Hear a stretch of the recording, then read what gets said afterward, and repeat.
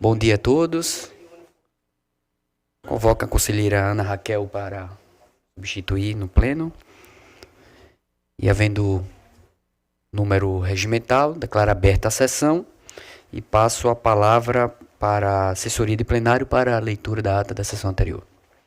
Ata da 21ª Sessão Ordinária do Pleno do Tribunal de Contas do Estado de Alagoas. Aos 14 dias do mês de julho do ano de 2026, no plenário das sessões do Tribunal de Contas do Estado de Alagoas, sob a presidência do excelentíssimo senhor presidente conselheiro Bruno Albuquerque Toledo, reuniram-se os senhores conselheiros: conselheiro Otávio Lessa de Geraldo Santos, conselheira Rosa Maria Ribeiro de Albuquerque, conselheira Maria Cleide Costa Bezerra, conselheiro Anselmo Roberto de Almeida Brito, conselheiro Rodrigo Siqueira Cavalcante, conselheira Renata Pereira Pires Calheiros, conselheiro substituto Sérgio Ricardo Maciel e conselheiro substituto Alberto Pires Alves de Abreu.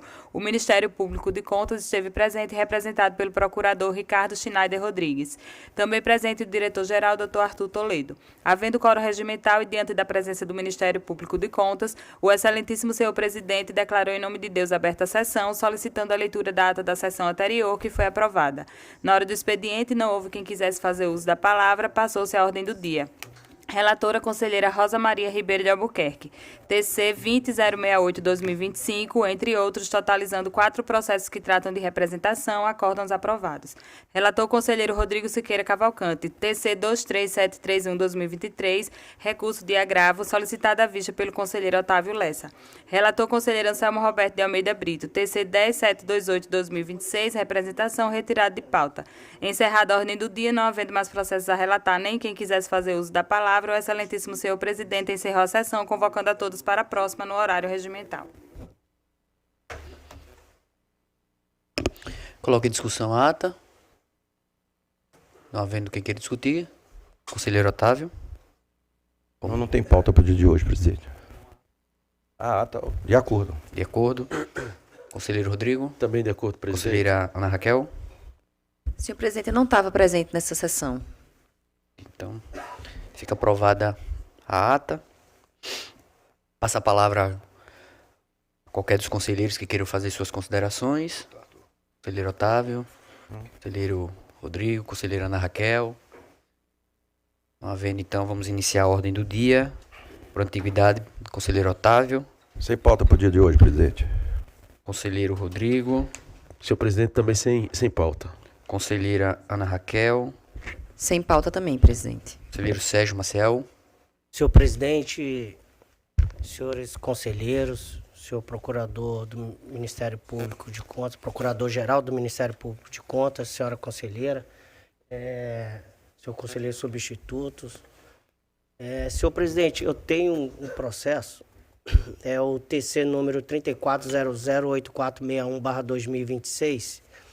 Bem, tratam os autos do ofício SEI número 5.640/2026 MPS, de origem da Coordenação Geral de Normatização e Acompanhamento Legal do Departamento dos Regimes Próprios de Previdência Social do Ministério da Previdência Social, consistente em notificação ao prefeito municipal de Jaramataia, senhor Ricardo Martins Barbosa, e ao dirigente do regime próprio de previdência social do município de Jaramataia, senhor José Cláudio Luciano Freire, com envio de cópia ao presidente do Tribunal de Contas do Estado de Alagoas.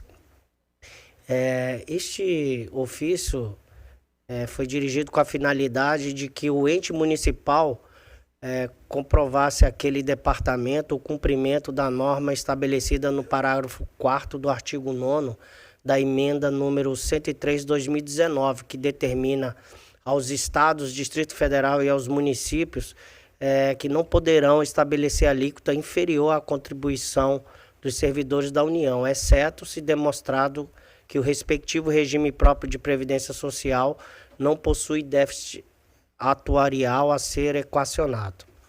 Bem, os autos foram ao Ministério Público de Contas, que se pronunciou a peça 7. Esse é o breve relatório, senhor presidente. Passa a palavra ao Ministério Público de Contas. Senhor presidente, matéria já amplamente debatida aqui nesse Tribunal de Contas, já com jurisprudência consolidada, a manifestação do Ministério Público de Contas nos autos, por intermédio do parecer 279/2026, foi no sentido de que há indícios, né, de irregularidades noticiadas a esse Tribunal de Contas, né, em especial pelo não estabelecimento de alíquota em patamar semelhante ou maior do que o da União, com a manifestação pelo juízo de positivo de admissibilidade, a devida instrução pela diretoria técnica e, após a instrução, que os autos retornassem ao Ministério Público de Contas para sua manifestação de mérito, ciente, né, no caso esse procurador-geral, de que a jurisprudência dominante do Tribunal de Contas é no sentido de não apurar essas notícias de irregularidades em processos autônomos de representação, mas sim em eventual prestação de contas de governo e de gestão. Entretanto, o parecer nos autos é nesse sentido, pelo juízo positivo de admissibilidade. Volto a palavra para o relator. Senhor presidente, eu faço primeiro o registro que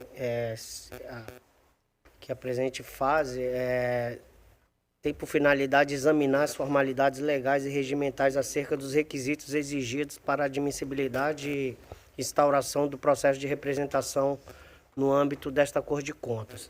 A esse respeito, a nossa lei orgânica, no artigo 102, parágrafo 1º, ela estabelece que a representação deve ser formalizada por escrito, linguagem clara, objetiva e, sempre que possível, vir acompanhada de indícios probatórios acerca das irregularidades praticadas pelo administrador responsável. Aqui explicitamente se refira. Bem, no mesmo sentido, o artigo 191 do Regimento Interno exige a indicação de informações sobre o fato e a autoria, as circunstâncias e os elementos de convicção do representante.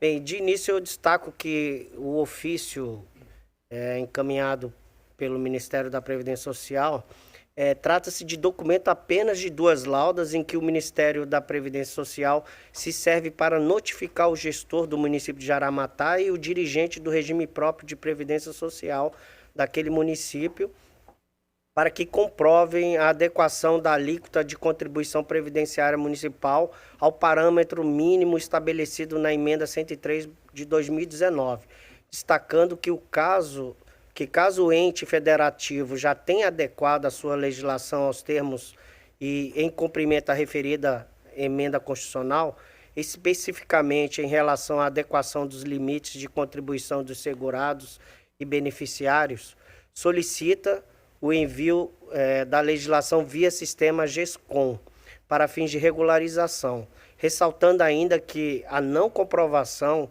impede a emissão do certificado de regularização previdenciária. Ou seja, trata-se de comunicação padronizada utilizada pela Coordenação Geral de Normatização do Departamento de Regime Próprio de Previdência Social do Ministério da Previdência Social para se dirigir aos gestores dos entes federativos e notificá-los para que comprovem o cumprimento das normas relativas à Previdência Social. No caso em tela, a conformidade da alíquota da contribuição previdenciária aos termos da emenda constitucional número 103 de 2019. Portanto, consiste aquela notificação no início de procedimento de averiguação de conformidade, formalizado pelo Ministério da Previdência Social, que tem competência para tal. Bem, não constam nos autos qualquer relatório, parecer ou exame prévio realizado pelo órgão federal que conclua, em definitivo, pela ocorrência da irregularidade de natureza previdenciária pelo município de Jaramataá. Reconheço a relevância da matéria previdenciária para equilíbrio financeiro e atuarial do regime próprio de previdência social e para a rigidez das contas públicas, tal como apontado no parecer ministerial.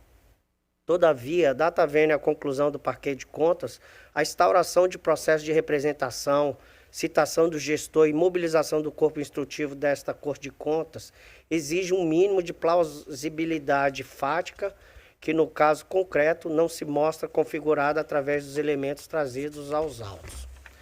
Bem, concluindo, eu ainda registro que a instauração do processo de representação para apuração de objeto a que se refere a notificação da Coordenação Geral de Normatização e Acompanhamento Legal do Departamento de Regimes próprio da Previdência Social, neste momento resultaria em trabalho e esforço dobrado, bem como em desperdício de recurso público, uma vez que já se encontra em curso a fiscalização pelo órgão federal. Dessa forma, visando a eficiência e racionalização da atividade fiscalizadora do controle externo, entendo que não se deve instaurar processo para apuração da possível desconformidade. Dessa forma, com fundamento na nossa lei orgânica, artigo 102, parágrafo 1º, proponho o voto no sentido de que o plenário desta Corte de Contas decida, por não conhecer da presente representação, em razão da ausência dos requisitos legais de admissibilidade exigidos no artigo 102, parágrafo 1º da nossa lei orgânica, e publicar a decisão no Diário Oficial Eletrônico e, por fim, 3, arquivar os autos. É como propõe o voto, senhor presidente, senhores conselheiros, senhora conselheira. Relator propõe voto pelo arquivamento. Isso. Colocar em discussão primeiro, conforme combinado. Alguém para discutir? Conselheiro Anselmo, a gente estava na temática de já discutir e votar. Eu me comprometi que antes de a gente estabelecer um rito próprio, nós vamos primeiro colocar em discussão geral, depois para a votação. Mais ou menos como era o modelo anterior. Me desculpe, como eu não estava sabendo que tinha essa alteração, Lamento eu por estava não ter guardando o momento adequado de emitir meu voto. Eu até não gosto de ser surpreendido com essas coisas, mas eu achei que a gente deveria cumprir aquilo que nós acordamos. Mas se é assim, eu entendo. Vamos. Você está correto e eu peço desculpa em não ter informado previamente. É porque, assim, ser surpreendido no plenário, algo que na sessão passada foi assim e aparentemente não falamos a respeito, né? Todos dentro daquele sistema de conformação colegiada, eu, às vezes, assim, a surpresa nessas situações, ela não é tão agradável. Não é recomendado, concordo. Mas, Excelência, eu tenho aqui, eu ouvi atentamente o que o conselheiro Sérgio falou a respeito o que cobraria o órgão federal previdenciário seria a questão da adequação do percentual ao que estipulado em nível federal, ou se não fosse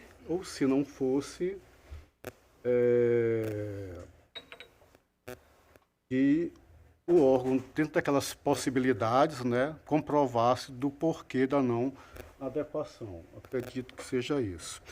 Eu verifico, assim, não posso acertar com clareza ou indicar, ou certificar com clareza solar, mas verificando o site do próprio município, eu verifico a lei de número 423 de 2021, artigo 1º, onde o seu parágrafo 1º parece-me adotar exatamente aquele percentual da União. Então, eu não veria, assim sendo, justa causa para se conhecer. No mérito, eu então, já, se você nos permitir, eu não sei, assim... Tanta surpresa, né? Assim, porque aí eu já tenho um posicionamento, mas como tem uma ordem de colheita de votos, no primeiro momento havia a discussão, se discutia, e às vezes o conselheiro, querendo, antecipava o seu voto. Ou então tinha discussão, colhia-se os votos, depois da discussão, até se sabia qual seria o voto do conselheiro. Concordando com Vossa Excelência que não é adequado apresentar surpresas do que foi acordado em plenário, pedindo vênias e já reforçando o meu pedido de desculpas. Solicito que neste momento a gente discuta e depois a gente inicie o processo de votação. Para mim não, Perfeito. não teria problema. Vossa Excelência está com a palavra enquanto quiser discutir a matéria. Perfeitamente, Excelência. Então, nessa situação, eu entenderia dessa forma, que não haveria, então, a justa causa para que esse processo ele fosse desencadeado, fosse instaurado pela Corte de Contas, e a razão seria essa, senhor presidente. Apenas trago a lei colhida no site da própria prefeitura, novamente, só para deixar consignado em ato, seria a lei 423 de 2021, de 13 de dezembro de 2021. Mas aqui reitero, é a lei que está posta lá no site da prefeitura. Eu não posso aqui, de fato, confirmar a sua eficácia com relação da publicação em eventual meio oficial, a não ser que consideremos que a publicação lá feita tem essa validade, senhor presidente. Obrigado. Obrigado. Mais alguém que queira discutir?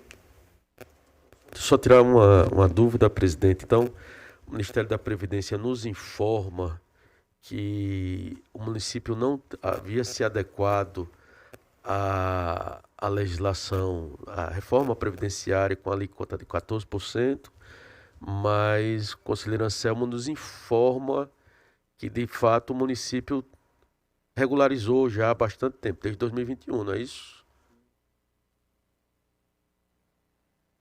Pela publicação legal, o texto da lei já trairia essa informação, já buscou a regularização daquele percentual tido para a União, que eu acredito que em discussão daqui do tribunal foi decidido que o município teria a competência para adotar aquele percentual. Eu não, se não me falho, acho que foi um processo da conselheira Rosa nesse sentido.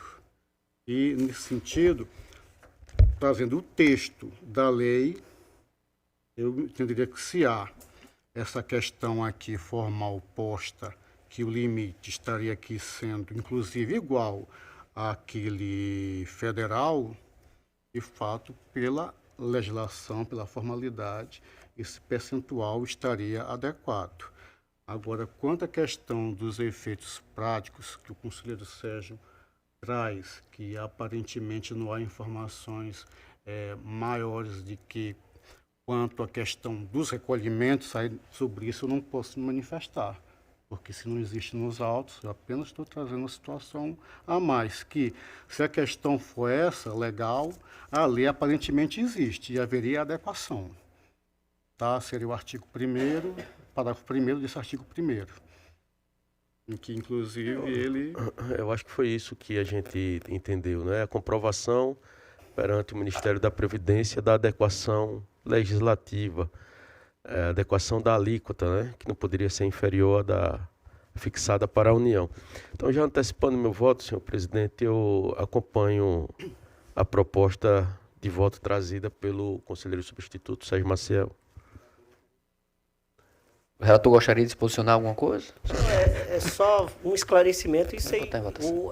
esse ofício do Ministério da Previdência Social, ele, na verdade, na prática, é uma diligência do Ministério. Ele não deveria nem ter sido autuado aqui como representação, né? Porque ele só informa ao tribunal, ó, notifiquei o presidente, o prefeito daquele município, para que nos informe sobre a adequação da alíquota.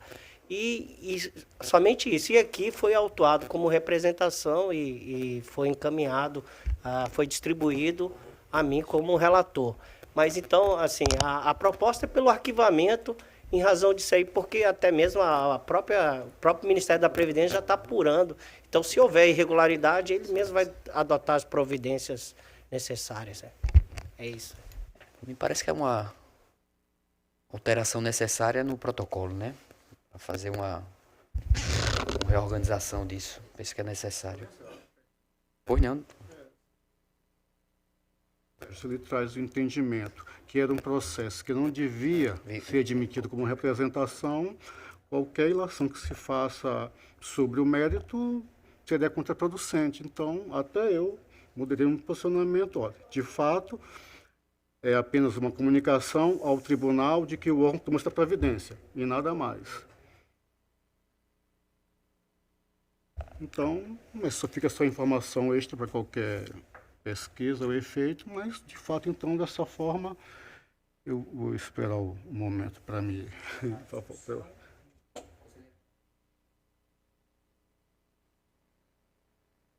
Gostaria apenas que confirmasse o voto, a proposta de voto Pelo seria pelo arquivamento. arquivamento e os Isso. demais procedimentos de prática. Isso é como voto, a proposta de voto do conselheiro Sérgio. Então, encerrada a discussão, vamos colocar em votação, como voto, conselheiro Otávio. Com a proposta de voto do conselheiro Sérgio.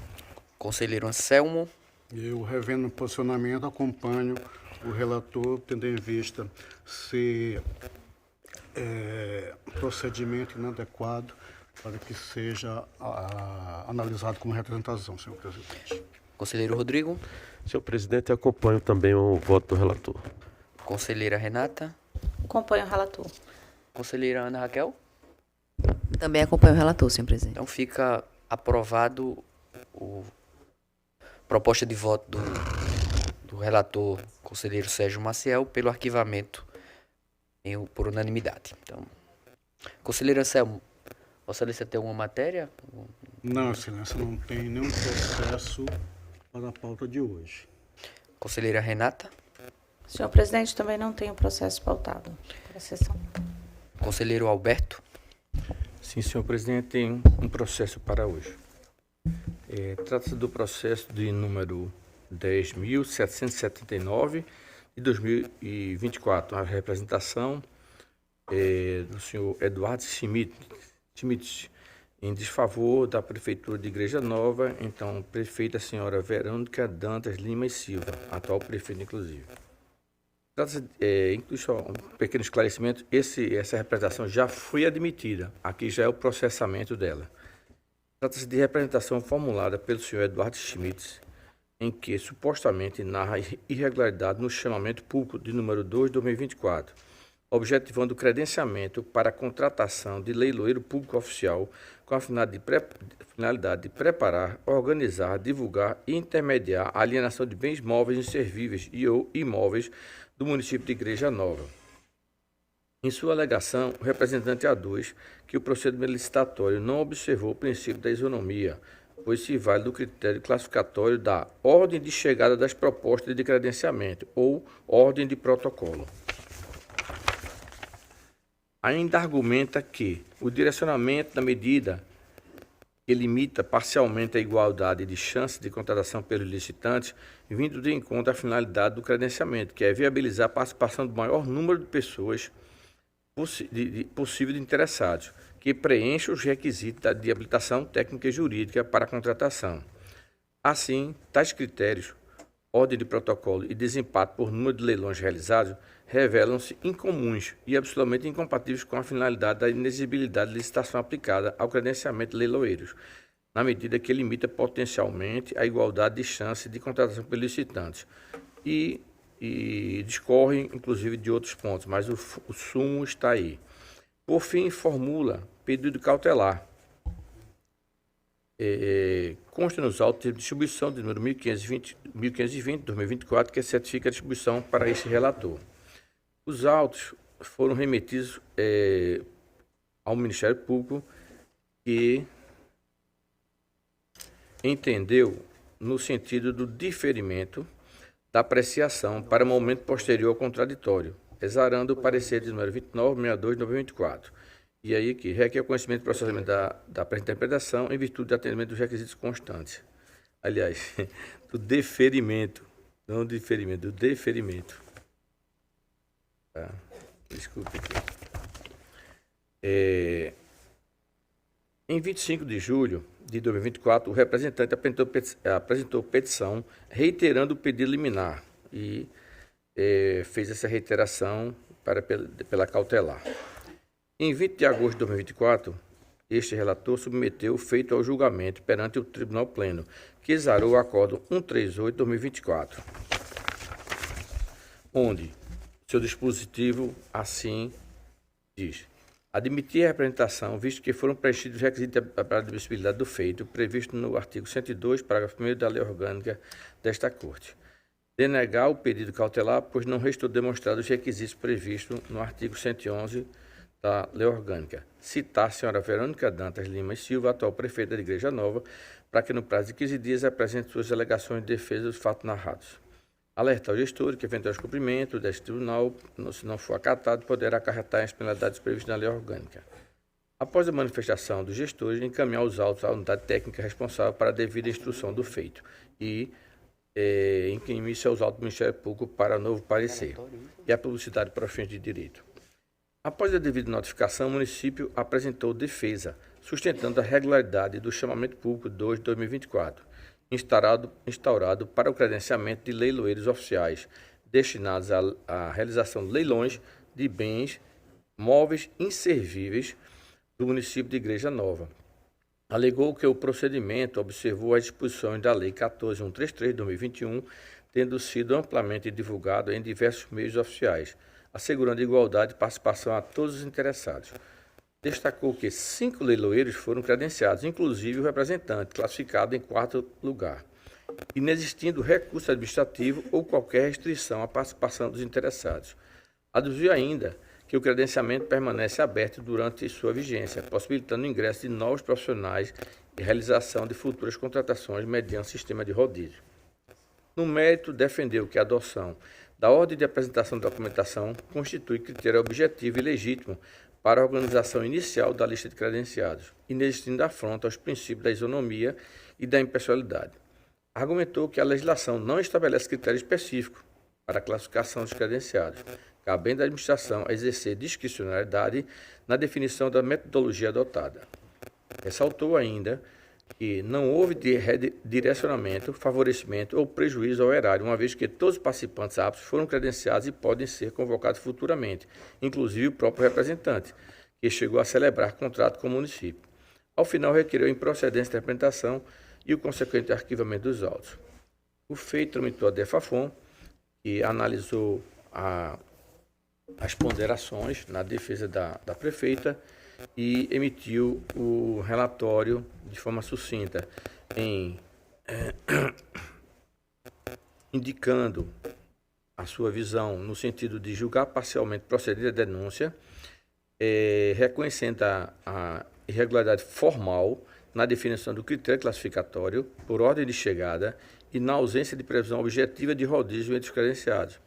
Não aplicar sanções ou determinar a nulidade dos contratos celebrados, tendo em vista a ausência de dano ao erário e de dolo ou erro grosseiro, conforme artigos 20, 24 e 28 da LIMB, Lei de Introdução das Normas do Direito Brasileiro. Recomendar ao município de Igreja Nova que, nos próximos editais, adote sorteio público como critério de ordenação entre os credenciados ou outro método isonômico previamente definido e publicizado. Também que estabeleça regra clara de rodízio ou escala entre credenciados, com critérios objetivos e cronograma garantindo o cumprimento de alternância prevista no artigo 7.9 da Lei 14.133 e aprimore os elementos de publicidade e transparência, etc. O feito tramitou a direito de engenharia, que concordou com o parecer conclusivo da DEFAFON. Após o processo foi criado no Ministério Público, que também corroborou com o entendimento firmado pela unidade técnica. É o relatório, senhor presidente. Passa a palavra ao Ministério Público. Senhor presidente, diante já do relatório já amplamente detalhado, né? E conforme manifestação do Ministério Público nos autos, por intermédio do parecer 59/2026, o órgão ministerial segue os encaminhamentos dados pela unidade técnica, no sentido de dar procedência parcial à presente denúncia, reconhecendo impropriedades relacionadas ao critério de ordenação dos credenciados. Entretanto, considerando a inexistência de dano ao erário, bem como de conduta dolosa, né, por parte dos responsáveis pela condução do procedimento, A manifestação é no sentido de manter os contratos já celebrados, sem aplicação de qualquer sanção, recomendando apenas à municipalidade que promova ajuste nos próximos editais, mediante a adoção de critérios impessoais para a definição da ordem de atuação e implementação de regras claras de rodízio, bem como o aperfeiçoamento das medidas de transparência no âmbito daquele município. É essa manifestação, senhor presidente. Devolvo a palavra ao relator. Senhor presidente, como eu concordo plenamente com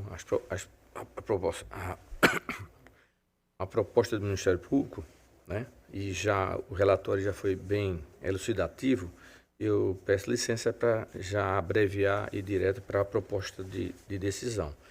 Então, nessas circunstâncias, em observância do princípio da proporcionalidade, da segurança jurídica, da proteção da confiança legítima e da estabilidade das relações administrativas, entendo que a medida mais adequada consiste no reconhecimento da impropriedade formal identificada com a expedição de recomendações para os futuros procedimentos de credenciamento, preservando, contudo, os contratos já celebrados e afastando as aplicações de sanções aos responsáveis. E assim, proponho a Vossas Excelências que decidam no sentido de julgar parcialmente procedente a presente interpretação em razão da inadequação do critério de ordenação e de credenciamento já adotado no chamamento público 2 de 2024 do município de Igreja Nova, reconhecer que a impropriedade identificada possui natureza formal e procedimental por não terem sido constatados prejuízo ao erário, direcionamento de contratação, fraude, má-fé administrativa ou restrição à participação dos interessados, deixar de aplicar sanções à senhora prefeita, considerando a ausência de dolo ou erro grosseiro nos termos do artigo 28 da LINDB, recomendar ao município de Igreja Nova que nos futuros procedimentos de credenciamento adote critérios objetivos, impessoais e isonômicos para a distribuição das demandas entre os credenciados, preferencialmente mediante sorteio ou outro mecanismo apto a assegurar igualdade e oportunidade entre os participantes, que também estabeleça regras claras e previamente definidas de rodízio, novamente, e alternância entre os credenciados. Aperfeiçoe os mecanismos de publicidade e transparência do credenciamento.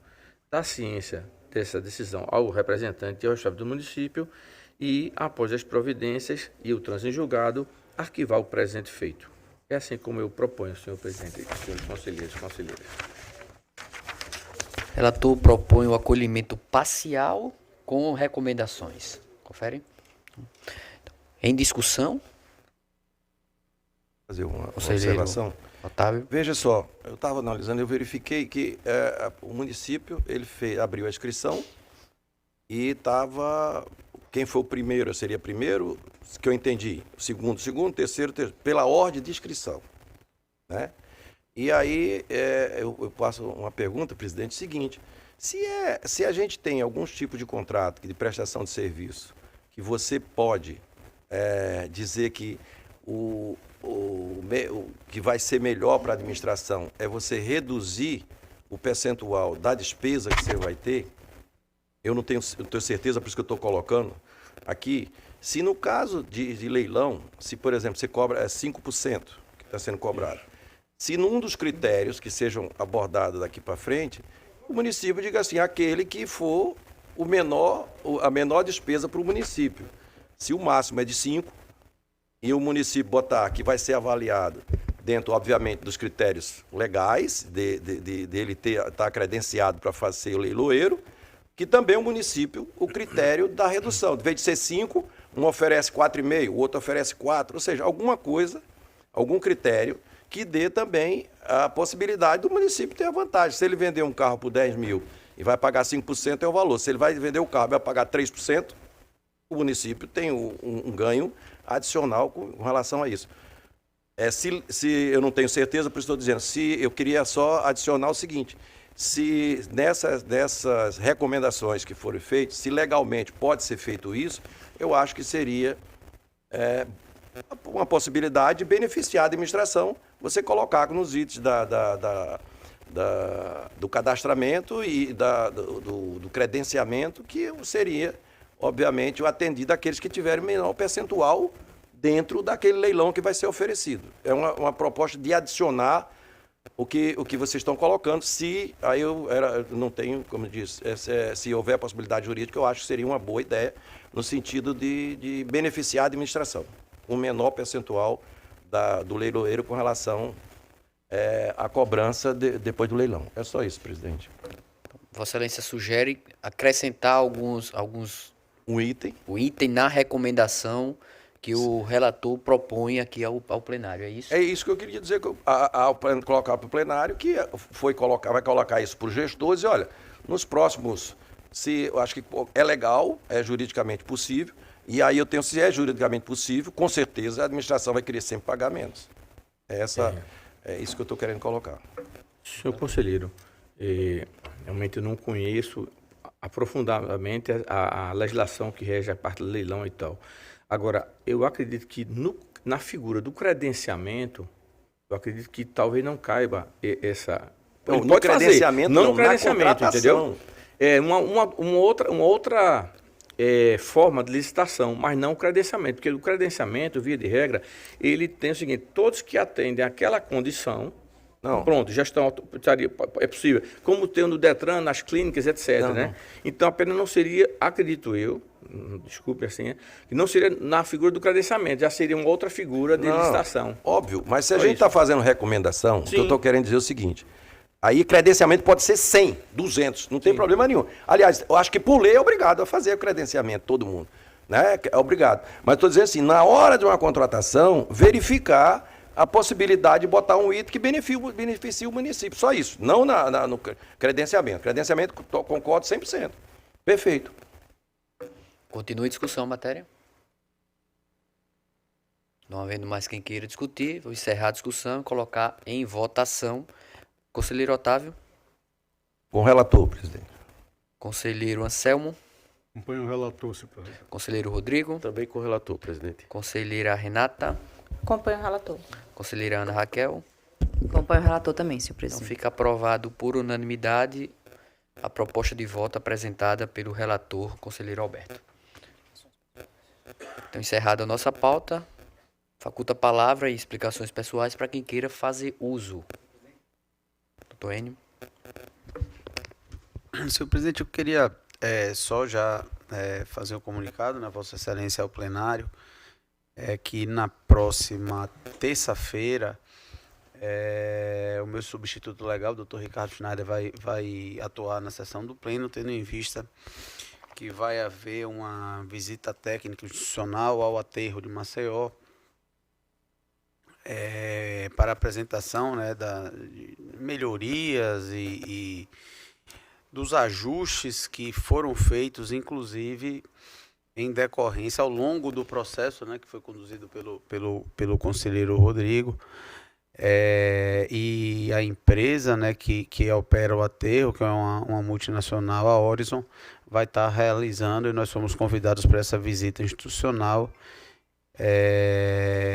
E eu acredito que nessa visita será reconhecido e explicitado a todos os presentes. Eu soube que inclusive eles convidaram outros agentes públicos no Ministério Público Estadual, alguns conselheiros, o conselheiro Otávio, o conselheiro Rodrigo, enfim. Eu acho que vai ser muito importante, né, a nossa ida lá, pelo reconhecimento da atuação institucional do tribunal enquanto mediador num conflito bastante significativo, né? Além de conflito econômico, porque existia uma divergência de valores significativos entre o pleiteado pela empresa e o reconhecido pelo município.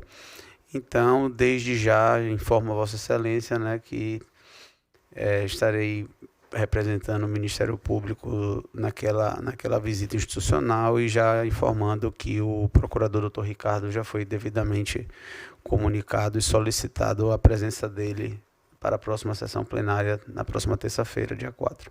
Obrigado, doutor Enio. Terça-feira que vem, dia 28. Isso aí. Continua facultada a palavra, quem queira fazer uso. Não mais? Então, não havendo mais interessados em fazer uso da palavra, convoco os senhores conselheiros para a próxima sessão ordinária, horário regimental. Agradeço a presença de todos e declaro encerrada a sessão.